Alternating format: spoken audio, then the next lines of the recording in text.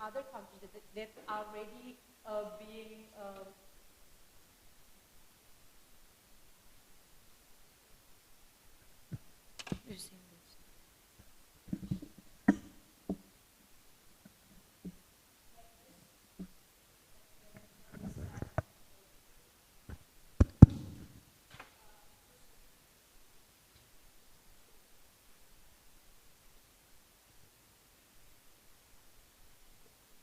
panels, when we talk about reparations, it sounds like some country want to like delay their sins from other country that are already being underprivileged by them. So this kind of things will more helpful if they give some give money or give a provide a funded for them in order to build their country rather than help them in order to like build their government or stuff, because under several reasons, if they're trying to help them to build their government and stuff, it will make the underprivileged, the historical underprivileged groups will still feel under control. For example, like they know how am I will doing or will run my government or my country or my state. So those kind of things will be will still make them feel controlled by this kind of country that want to try to help them. For example, like if we helping them in the economic reparations, we only give them money and just leave it to them that what they want to do, it's everything under their it's under their own control of the country itself. Because when you, for example, like when you as someone that already make a big trauma for them, for example, and coming there and trying to say that I want to help you by build your politic, like trying to help you for make your country in make your politic is more stronger than before. It's not will it's they will like as a historical underprivileged group, we will question it, like how why you want to help me if, why you want to help me now then before you already make me feels like this. And but when we try to say like let me give you some money and build your country, because what that I already break or I already make it hunter, for example, or stuff. So those money is more important for them rather than you helping them in the political side or stuff, because they already having their own political that knows better how they should do or how or what they want to do in order to developing their own country. So providing them in funded is more beneficial rather than only teach them how to run out their political or stuff. So how or what kind of things that we want to, under what reason we want to give their money? Like I say before, that this kind of things, like for example, like America is like attacking Africa and stuff. Those kind of things, like why they want to give, like for example, why they want to give Africa money is because they want Africa, like to helping Africa in order to build their, in order to build like a building or looking for, or in order to like helping them to build their infrastructure in their country, in order for helping them to be seen like a really underprivileged group or stuff. So, so helping them to build their infrastructure by giving money or invest their community development to helping them to develop their country is more beneficial rather than helping them in the politics side of the house. So,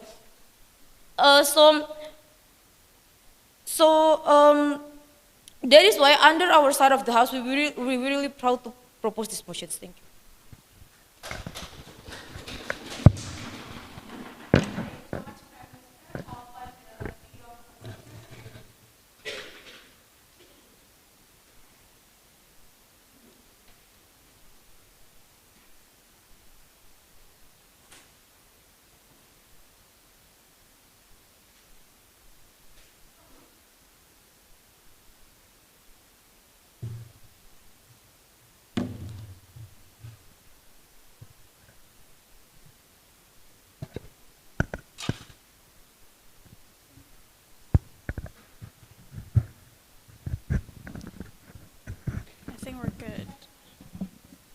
check.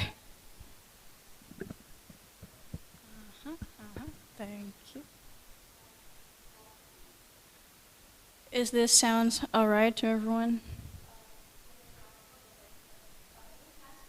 Okay, right.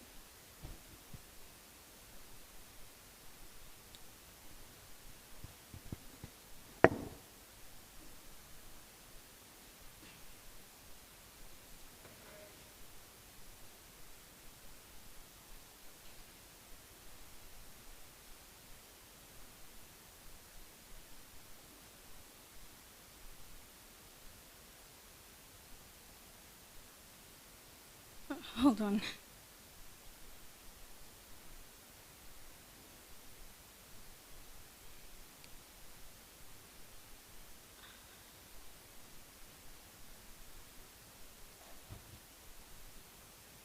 Panels, and everyone in here, I believe most of you don't remember what happened to the nation of Indonesia, the land of Indonesia during the Dutch colonization, because obviously most of you haven't been born yet.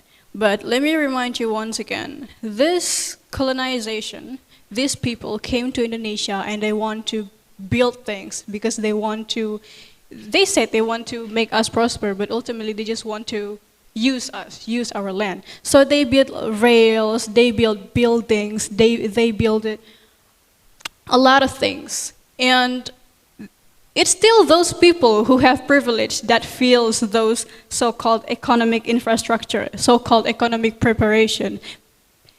That our own people, the pribumi, they usually are they hold the lower position in that institutions, which means when they are in the lower institutions, they are unable to make the decision, and apart from that, they are limited from the education and a lot of things that might help them to voice out their place better, right? For example, if I were an Indonesian and I said, no, my land don't need this, my land need that, my land don't need buildings, my land need more compost to take care of our environment, for example, I don't have that decision. And those people in a upper position don't listen to me. I don't want this kind of things also happen with so-called historically underprivileged groups, which by our side of the house, we want to bring this motion in Indonesia. And I'm also, I know this might sound so discriminatory, but this is the fact that we classify the historically underprivileged group as the land in the East Indonesian, since they are historically different from the rest of the land, and they are very still historically underprivileged, and there are plenty of things surrounding that I will explain later in my argument. Before that, a rebuttal from the government team.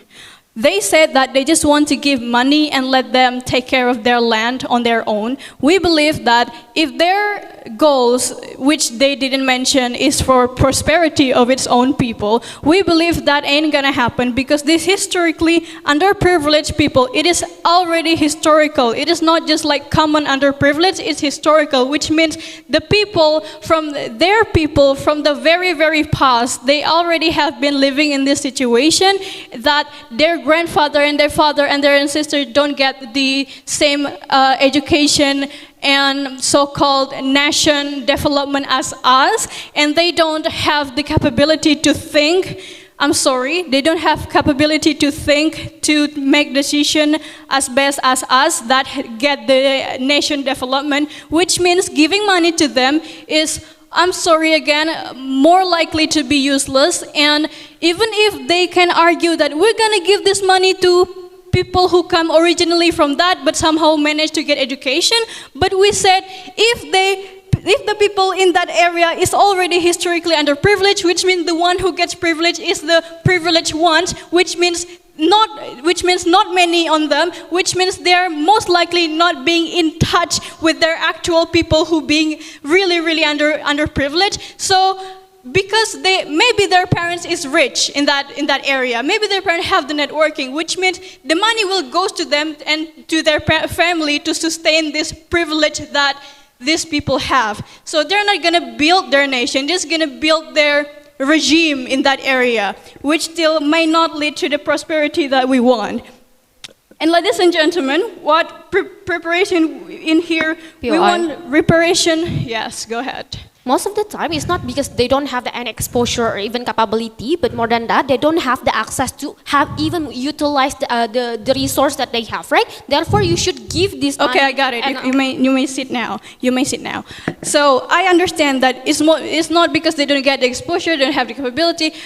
Nonetheless, the government already built a lot of schools in the East Indonesia, let's say Papua. They already built a lot of schools, but how many of them actually goes to school? Have you ever seen on Twitter, on news, that so-called kids who going to school already grow mustache and far older than the common Indonesian student going to school? Which means even if there are facilities, even if they have economic facilities, not necessarily all people have utilize it the same way as we do. Not necessarily that the kids that goes to that school is the same age as the kids in our area. It's different, and we don't want it to happen anymore. So we prefer the political reparations first, because we understand that in order to actually develop this area, we need voices from them.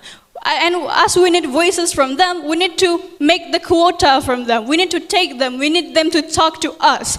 Even if maybe they might have troubles in expressing their thoughts, they might have troubles in expressing they might have trouble to speak with the political language. We want to give the middleman, or so-called the middlemen, the interpreters, we want to give education for them, that we want to give quota and education for them to put them in the political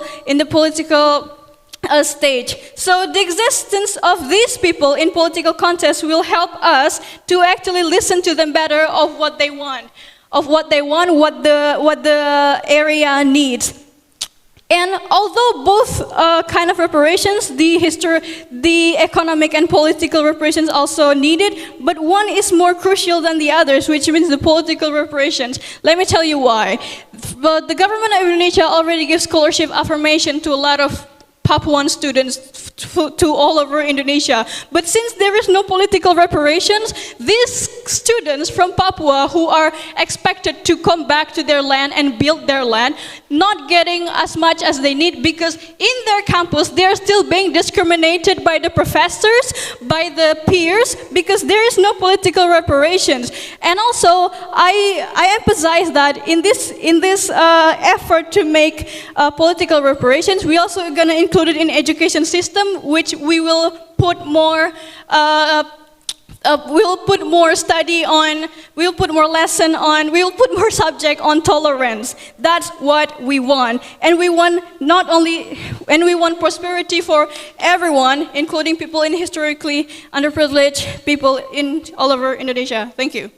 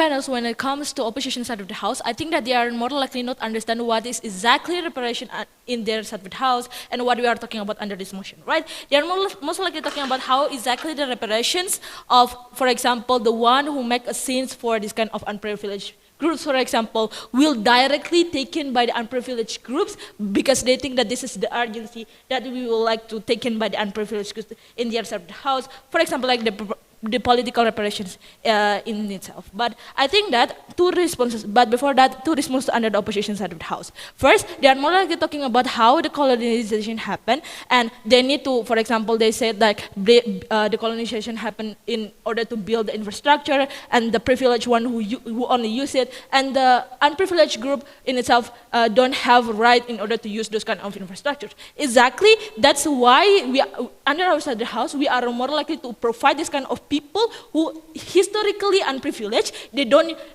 even use it in the past, and they need to use it in order to like have a right for themselves. And comparing to political reparation in itself, I think that this is really not the urgency of the unprivileged group in itself.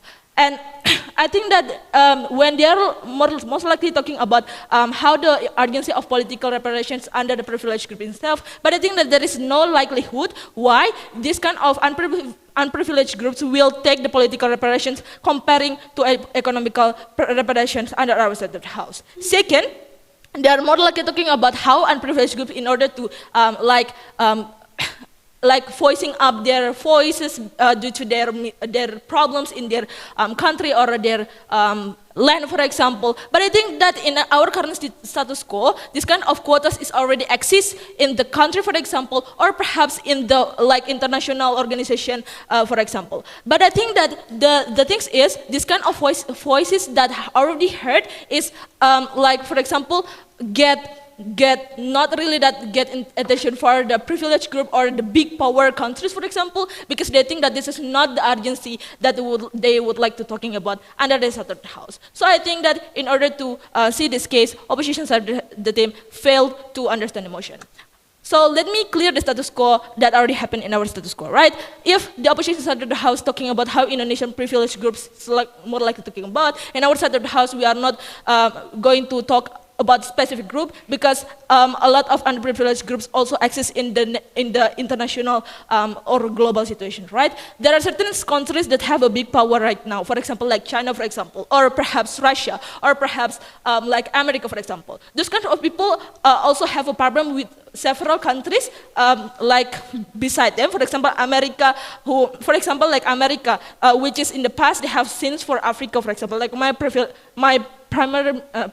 my PM already said for you. They take their resources, like natural resources, make people in there as a slave for them, for example. This is promising, which is in the first place, the premise for the Africa will be developed after it, for example. But in the end of the day, the collapse happened of this country, for example, no resources or natural will be accessed anymore, no education, the poverty is accessed everywhere, which is the fault of the country who began that attack. Like attacking to make a slavery, for example, or maybe human abuse, and etc. and etc. Why is it really urgent? Someone who make the sin should pay off of it. This is why the actus reus, or what the retribution or proportionality happens in the first place, right? This is how the concept of this kind of people who make a sin should pay off it, for example.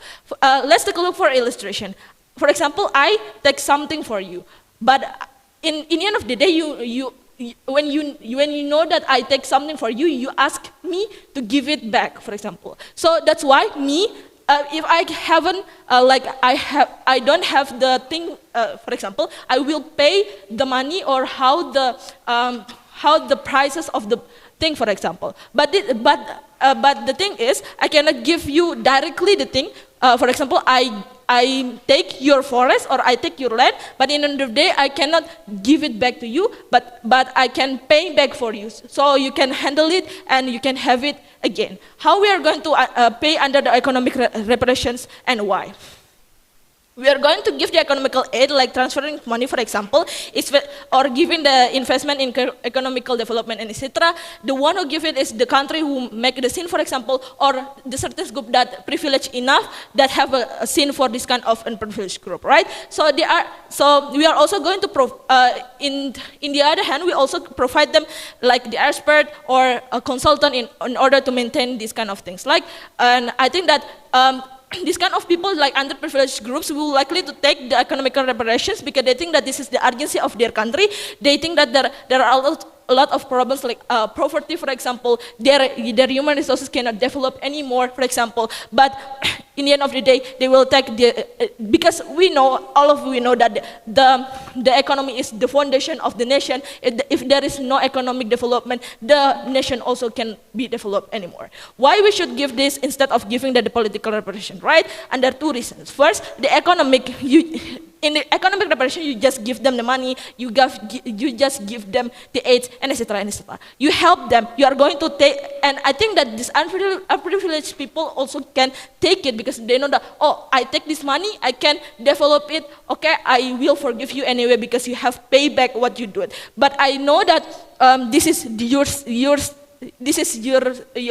mistake, so that's why you need to solve it, right? And as I've mentioned before, economical is foundation of the country. The privileged people who is America has their experience in order to developing the country. So this experience can take back for the country who unprivileged and how they can help the poverty, for example, to be solved, because this is really important in order to help full their life first. Second, the country or groups who give the reparation, for example, most likely have different politics under the house. For example, in Africa, they are most likely in the left wing comparing to America, who is in the right wing, right? So I think that there will be no check and balance in America and also Africa when it comes to political reparations, because in the end of the day, as we know, the powerful one is the person who are in the right wing, for example, comparing to the left wing, right? So I think that this is not will be controlled under the country in itself, and perhaps this kind of underprivileged groups will not take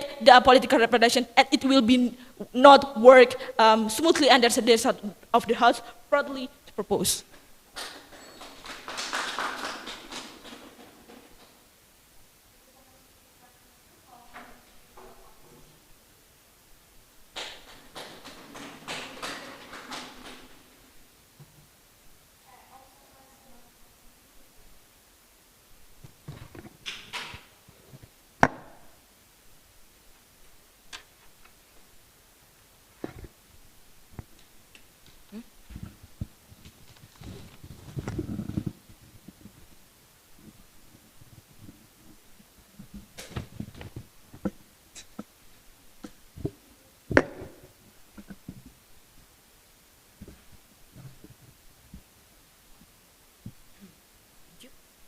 Test. POI, just stand up and say POI. Oh yeah, I forgot. Yeah, just say POI. Hold on. Keep it.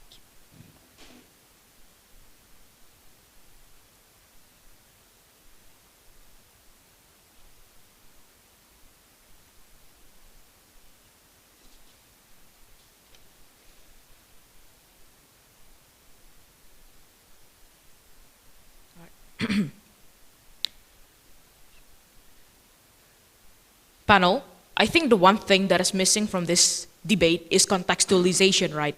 We need to make it clear first to which side is going to give money to which side, or which sector is going to give money to which group, right?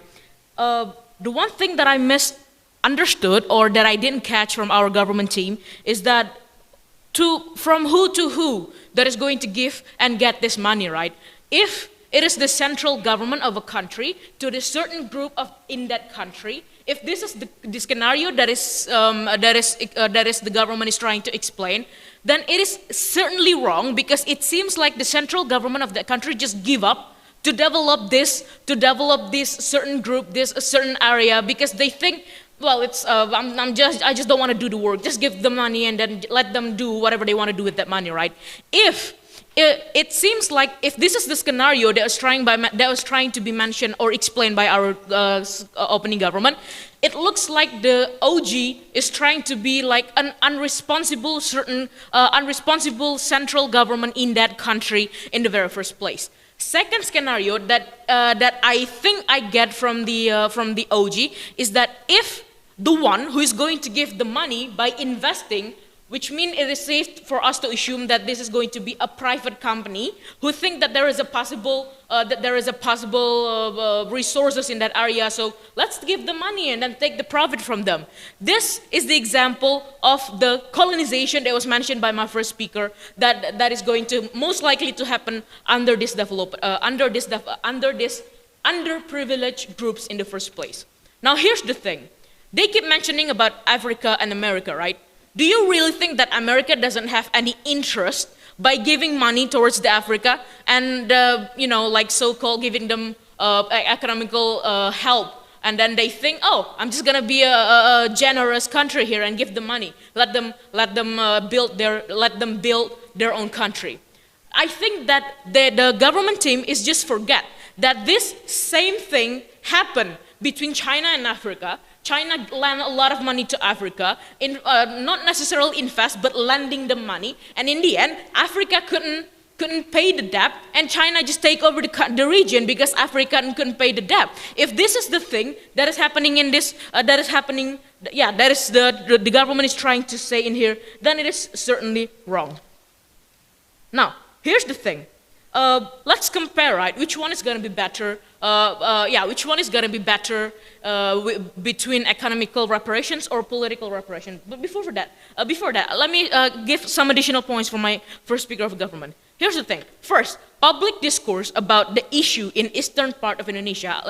This is a little trigger warning. I'm not trying to be discriminative or anything. This is the fact that I'm trying to say. Eastern part of Indonesia is mostly still being told by non-underprivileged people. Like in Twitter, it's only because they got a glimpse of living those areas. How sad it is that in order to be heard, you need to use someone else's voices. There are original East people that speaks out, and yes, they are being heard too, but we need more of that, especially in political room with government officials, as it is important for decision making of the nation. Second, if you argue that it's by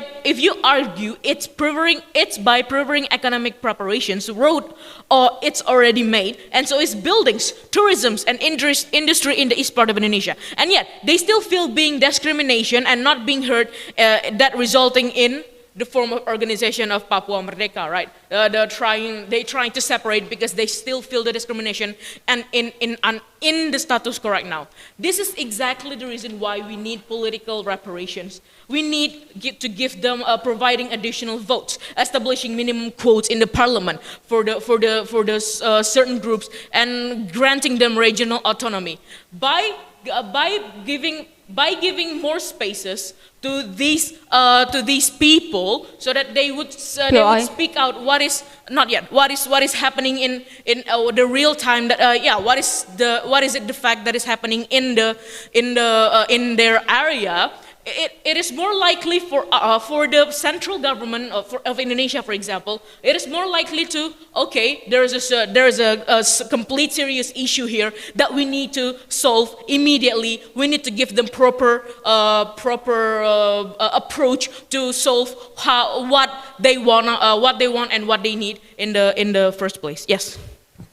If your concern is that needed to be heard, I think by having economical power, or even when your community is solid, you eventually will have people power to advocate something, or even demanding something to government, right? So the question, if you just give them economical reparations, how are they going to use the money? Because first things first, they don't know what to do. They don't know. I think it is safe for us to assume that these historically underprivileged, most of them are still getting less education because they have no access. They have less access than most of us in that area. So their critical thinking, their critical thinking and anything is just not the same as us. So by giving the money is just gonna. It's just like giving them a temporary solution for the long-term problems that they have since the very first place. This is the problem that we see that is not going to be solved by giving them economical reparation. Here's the thing that I want to say, right? By comparing this thing. So it seems we believe that as the opening opposition, this economical reparations is going to happen under our side too if we give them a proper approach from the very first time in the political, right? Allow me to explain how. So here's the thing. We give them more quota. We give them regional autonomy. We give them more votes. When they get in to the political, when they have the ability to speak out or to voice out their critical thinking in the central government, and then they know what's best for their region, right? This underprivileged group, after they get in, they know what's best for the area. They know what's the best potential in their area. So after they know, they could attract more people to invest in their area because I know, oh, if this certain area in my region can be developed in the perfect way, in the end of the day, it's gonna give us more benefit, not only to those who invest, but also those who live in that area. And in the end, the long-term solution is gonna be more likely to happen under our side of the house as the opening opposition. Thank you.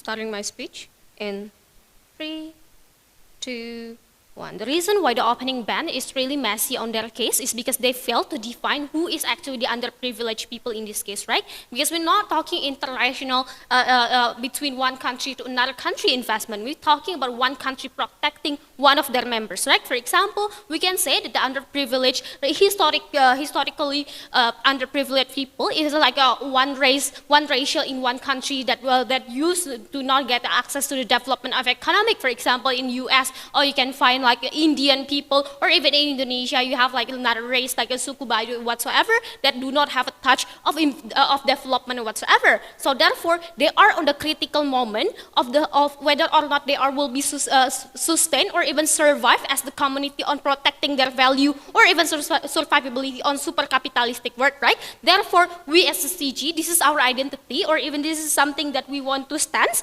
is that how then at the end of the day, by having these things, we will be the team that will maintaining the economical independency. Therefore, we will have much better development and also survivability. Let's take a look on what OO brought in this debate. First, they're talking about like giving money is something that useless and whatsoever.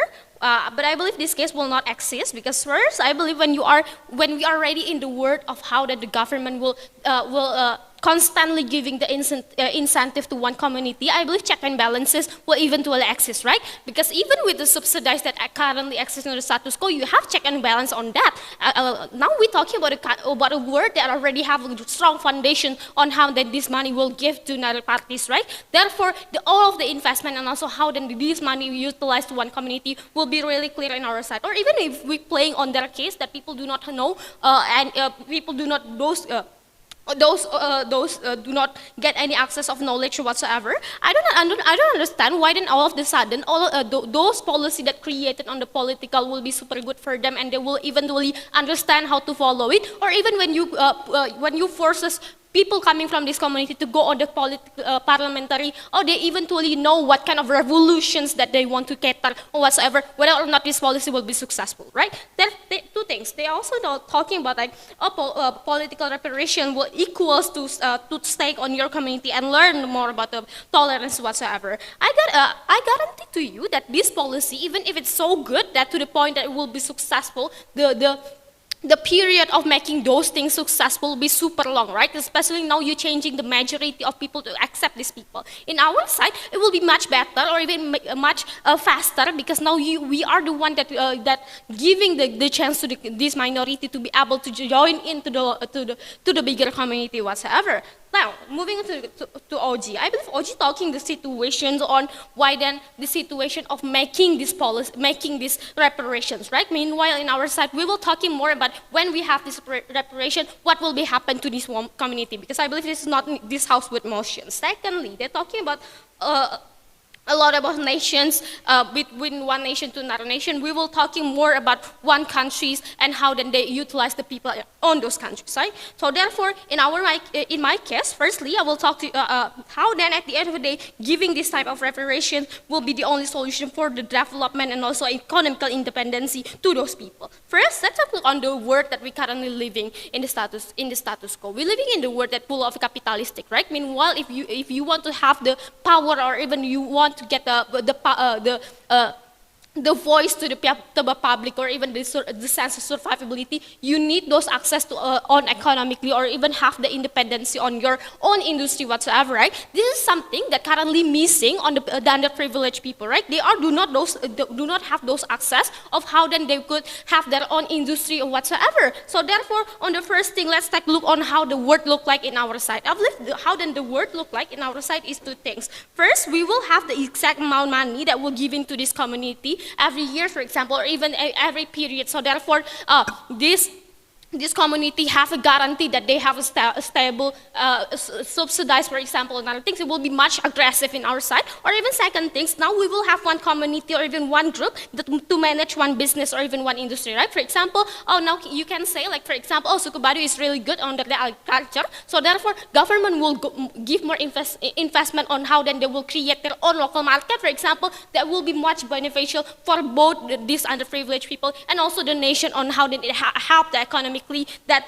eventually give them the power, right? So this is how the world look like. Now, continuing my case. Now in our side, because now we having those things, I believe by putting this help to those people and also giving them the power on managing and utilize the resource that they have, we will have more. The government will look them as a human resource that is important and also will be really precious to the improvement of economic or whatever, right? So therefore, I believe that the power of political power will eventually coming to you in the long term, because now you have those power of being needed by the government, right? Or even second things on the, I believe because now the main interest of this community is survivability.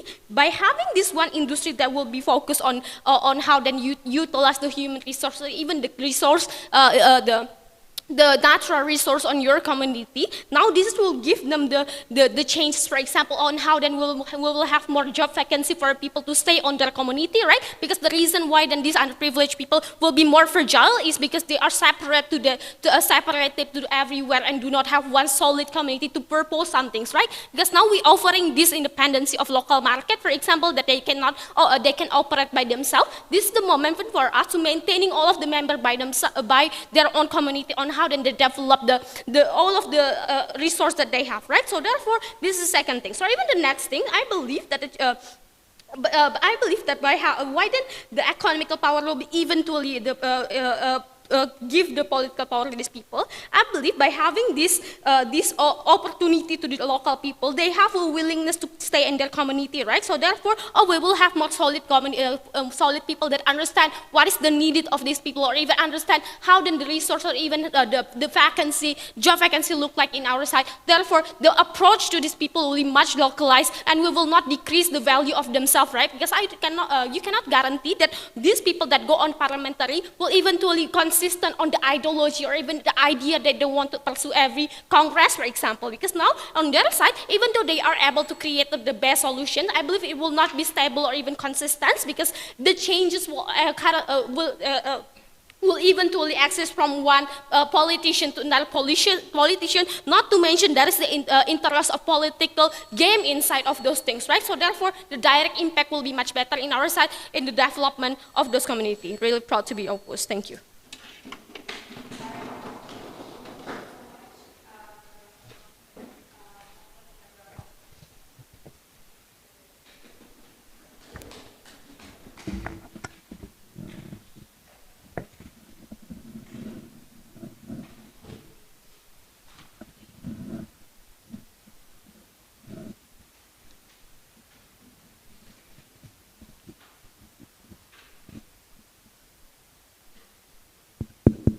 Check.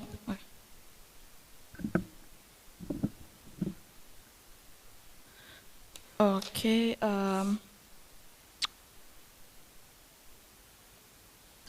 Okay. Good afternoon, judges and fellow debaters. I am here Anggi as the member of opposition. I prefer to go by she or her. I will start my speech in 3, 2, 1. Okay, ladies and gentlemen, several rebuttals towards opening government right. Opening government, but about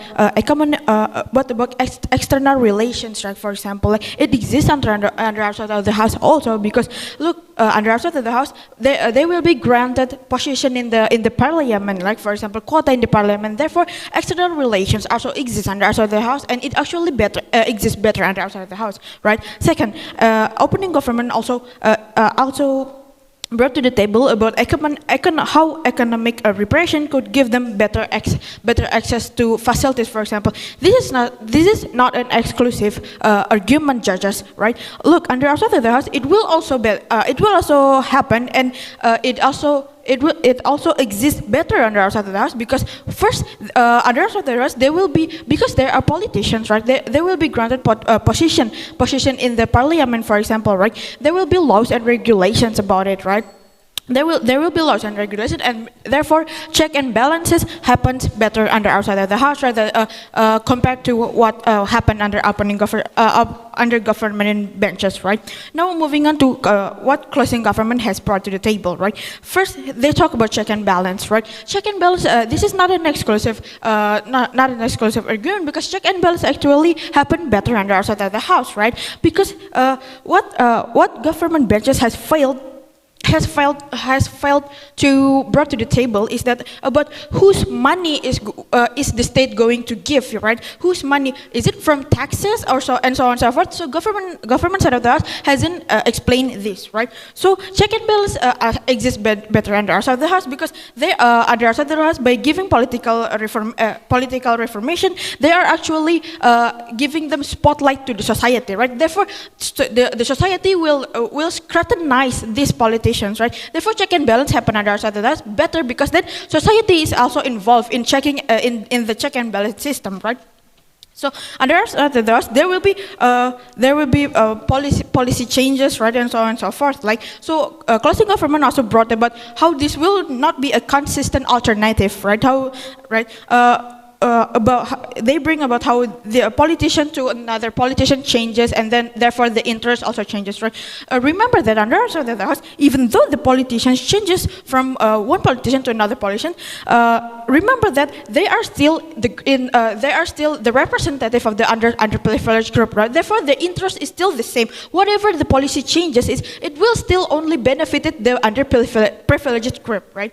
Now, ladies and gentlemen, I have two arguments to start. First is that sustainability towards the vulnerable HR, that is the underprivileged group, will happen under outside of the house. And second, a better check and balance happen under outside of the house. First, what's missing from what hasn't been brought to the table by the other three benches is that what is the interest of underprivileged people, right? Okay, they want to be able to access facilities, for example, to access education, healthcare, and so on and so forth. Like they also want to be heard, and they want to make change, an actual change, a tangible impact from the state they are currently in, right? They don't want to stay underprivileged forever, right? This is what they want to have. Therefore, the alternative should be sustainable to support the interests of these underprivileged people, right? Now, moving on to my first argument is that about sustainability, right? Examples of economics reparations is direct transfer of money, investment, and so on and so forth. Like, while under the laws, there will be minimum quotas in the parliament, right? Granting regional autonomies. What is minimum? So, what government has failed to explain to us is that how these direct transfer are going to be utilized, right? Because they haven't answered that burden. And how are they going to utilize it? What are exactly their interest in using that, right? Investment and land and business ownership and so on and so forth. Like, while under the laws, there will be minimum quotas in parliament, right? Therefore, reforms of laws and regulations that will benefit, towards the vulnerable actor will actually happen, right? Because they have a platform to actually voice their concern, right, regarding the underprivileged state that they are currently living in, right? Also, granting regional autonomy is the ability to establish their own laws and regulations, right, based on their norms and culture without politicians later or intervention by the politicians, right? Therefore, the intervention by the state, right? So therefore, they are still able to represent their culture, for example. They are still able to represent their norms, for example, because they are granted regional autonomy. Given the fact that the most interest of these unprivileged people is economical capability, why don't the regulation and policy eventually will have such a huge benefit to those things? Because laws and regulation will actually provide a platform for the government, the incentive for the government to actually having equal development in all the areas, right? Because there's laws and regulation. If you do not oblige to it, you will be punished, right? That is so. Economic reparation is not a wise alternative while it only supports a short-term reparation. Why? There's no check and balance on the government side of the house, right? There's no law and regulation regarding how are they going to utilize the funds or investment, right? If what government what government side of the house is worried about is about accessibility to the facilities and so on and so forth, it also exists on the outside of the house because these people will want their their state to prosper, right? Therefore, it gives a more tangible and sustainable alternative that actually align with the interests of underprivileged people, right? Now, second, to better check and balance, right? Politicians have spotlight in the current status quo, right? In the society, they always have spotlight. For example, Jokowi came from Solo. Society is scrutinizing him, right? Therefore, society can also actually involve in doing check and balances, right? We give them power to with political reformation, we actually give them power to actually be heard in the society, because society will actually automatically scrutinize them, right? So therefore, better check and balance exists better check and balance happens because the society is also involved in scrutinizing what is this person doing in the government, right? Therefore, we are proud to oppose. Thank you.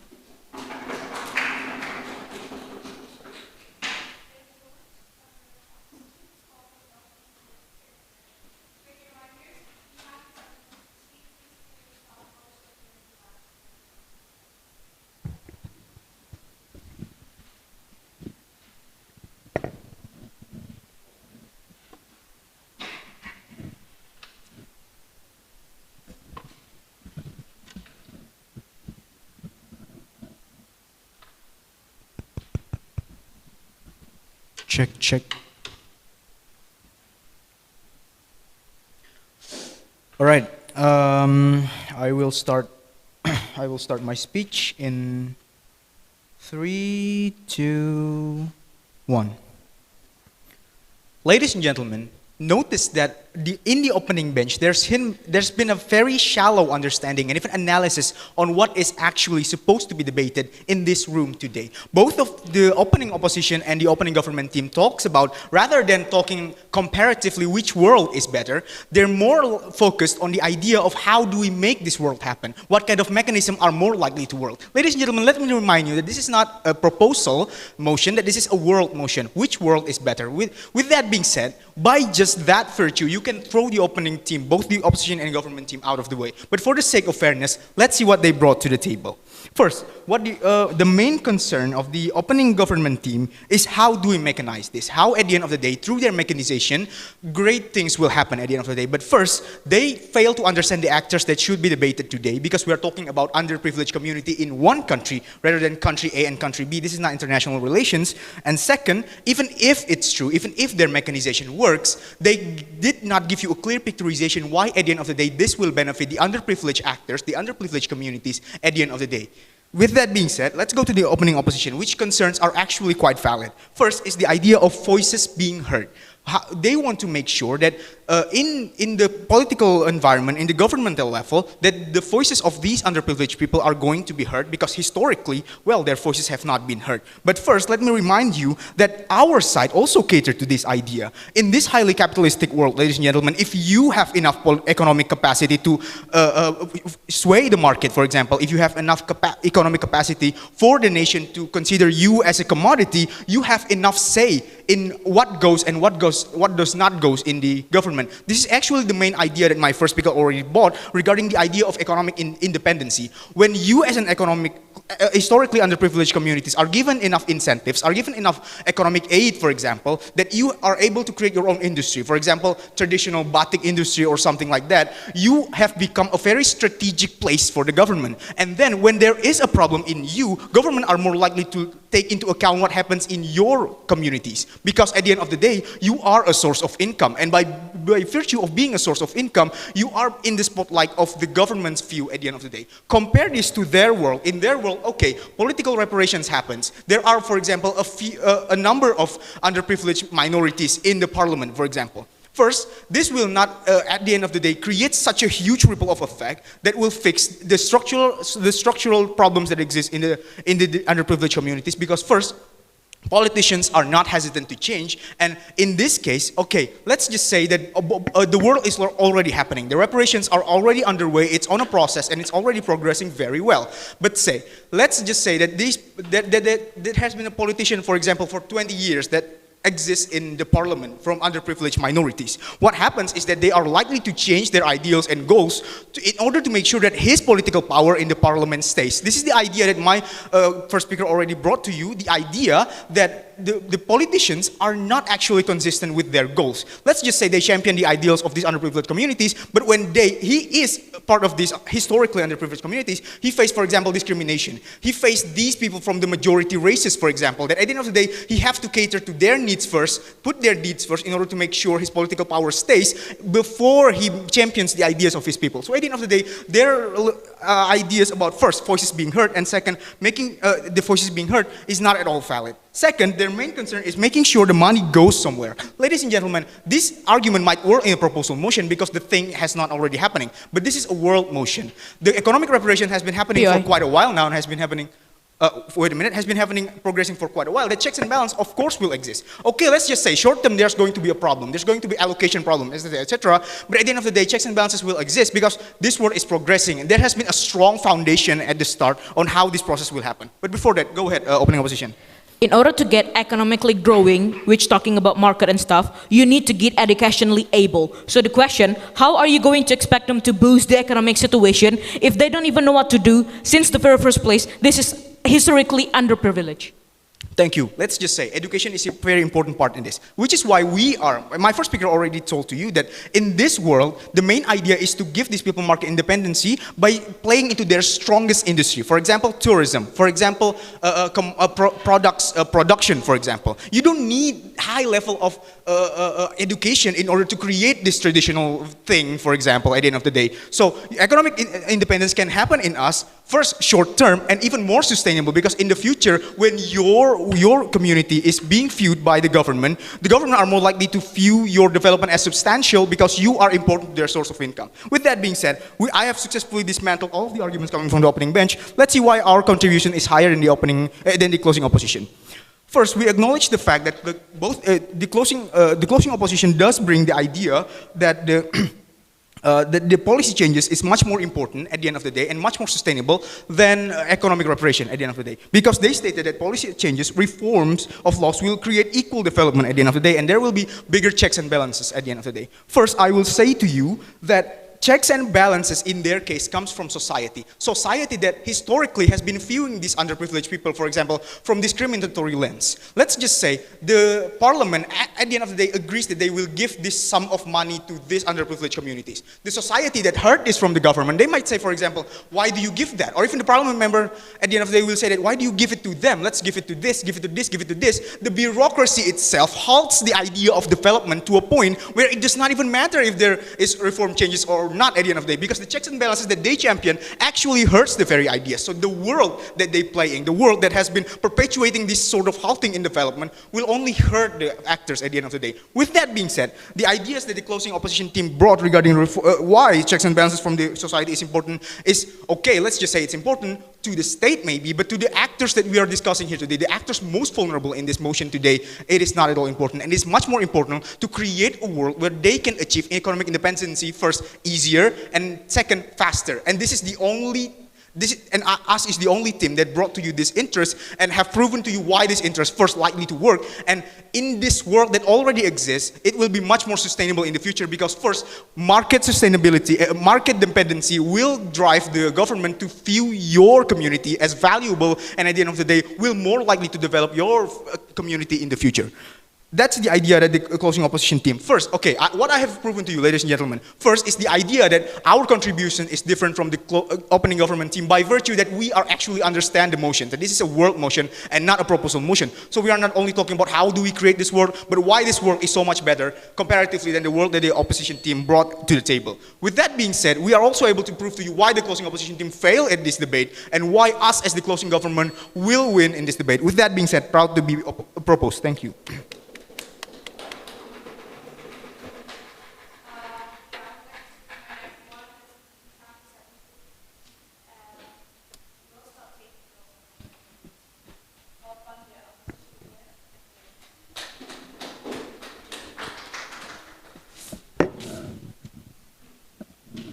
Hello? Okay.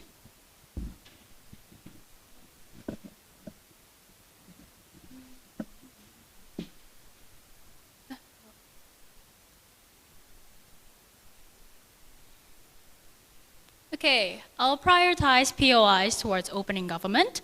Can refer to me as WHIP. And I'm going to start my speech in 3, 2, 1. What we brought as closing opposition: 3 things: better check and balance, the mechanism of it, and second, guaranteed independence, and third, prosperity of the people done through the political reparation that we provided to the historically underprivileged groups, right? So understand the economic reparations, which are most likely gathered through fact taxes or donations, which have not been answered by closing government or opening government here, is not going to be sustainable. Understand that even though they try to say it, of closing government try to say that it's going to be a stable subsidy every year, that this taxes is a that understand that national fundings that is being provided, these economic reparations that is being provided to these groups, right, are going to be funded by taxes, right? Understand that taxes is a compulsory compilation of funds from the people, of the citizens, and is part of the national government fundings. Therefore, utilizing these particular funds and giving it to specifically these historically underprivileged groups is unfair for the entirety of the citizens, because this could create backlash, and also this would also mean that the beneficiary of this particular funding is only allocated towards these particular underprivileged groups, right? So yeah, how do we then mitigate this? Not only are we giving them a tangible impact through political reparation, it's also not going to be disadvantageous towards anyone, because we are not taking seats away from other groups, we are not taking seats away from other states. We are simply adding more or giving them at least a minimum quota. This minimum quota is going to be probably 5 or probably 10, depending on like the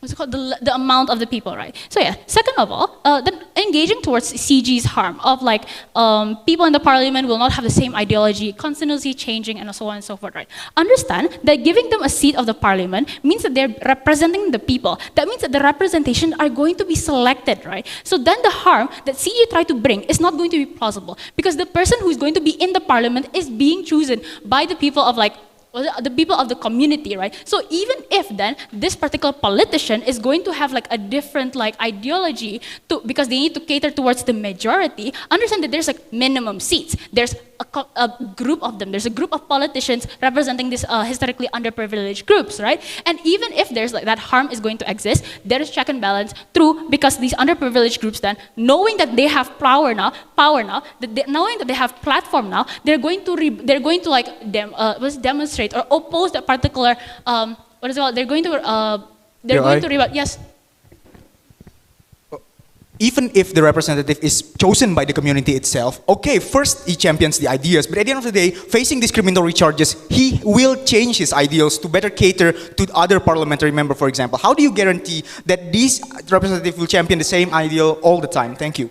What are you talking about? I actually just said it and just explained to you that even if they like oppose the ideologies of the people, right, they're going to literally like take him down, and even if that's going to be feasible, because like at the end of the day, they want to be heard and they want to be, interest of the historically underprivileged communities, right? Understand that it's historically, it's not just recently, that means it's a couple of years, couple of decades probably, right? They're being faced from those. So what they want right now is not necessarily economic reparations, right? Because they know that economic reparations is a short-term benefit. They want political reparations. They want long-lasting reparations, right? So how do we get this, right? We're going to promote political reparations, which is by the forms of getting seats, right? Minimum quotas of those seats, maybe lost reparations, and so on and so forth. Because understand that once you have a seat in the parliamentary, you're able to voice out a concern, right? Even though it's maybe like 5 people giving concern, it's still registered. It's still in the books of like votings of motions that's going to be talked about, right? That's a tangible aspect. That's a tangible impact that's going to happen. That's only going to happen under our side of the house. Because even if you want to say economic reparation is only going to actually be more harmful. Why is it going to be much more harmful? Because then the people of these historically underprivileged communities, underprivileged groups, are actually going to be dependent on the people providing these economic reparations. Understand why this is going to happen? Because they are historically underprivileged, right? And all of a sudden they get this instant privilege. They are getting instant instant tangible money, essentially, which is in this current status quo, in this capitalistic world. We understand that's very important, but understand that this is not going to be sustainable or helpful for the people. It's very, very short term, or even if it's going to be long term and like through subsidy and so on and so forth, it's not going to be It's not going to be beneficial for the people, right? So yeah, what is the flaws of OG? Sorry, yeah. They claim that, with economic reparation to the people, the underprivileged people, they're going to develop the infrastructure, right? That's what OG tried to bring. But we already asked, like, but how? Understand that OG mechanism is simply by giving them money and then let them to develop. And even if best case scenario, you're going to provide them education, this education is going to take away a lot of resources. And we have already said, putting resources of like, putting government funding of these resources to give them education is not going to be necessarily that helpful, because it takes a lot of time, because you need to then cater towards the needs of these specific historically underprivileged groups and so on and so forth, right? Because not only they're underprivileged, right? That means they need to get they need to get the basics from the zero, right? That's not going to be very beneficial for them, and that's not going to be very helpful for them, right? So yeah, engaging them to CG's case. Hold on, let me see. Where's CG? Yeah. Engaging them to CG case, the stable subsidy, where's the stable subsidy come from? It's a question that have been already asked several times from my first member, right? So yeah, because here's the thing, right? Once you give them a stable subsidy, and even if you're like, because this could be used to make the underprivileged be more dependent. And we have already said that's a very harmful harm, because then you're making the underprivileged more underprivileged, right? Because even though you're giving them an instant gratification through like economic benefits of like investment or even money or direct so on and so forth, right? This is not going to be beneficial because, right, like we have already said, they're going to be dependent on like this investment. And even if you want to say like they're going to create the prosperity of the market, right, it's not going to be as significant as to match up with the economic, the economic reparation that is given, like the money that they're providing and so on and so forth. And that is why we're very proud to oppose. Thank you.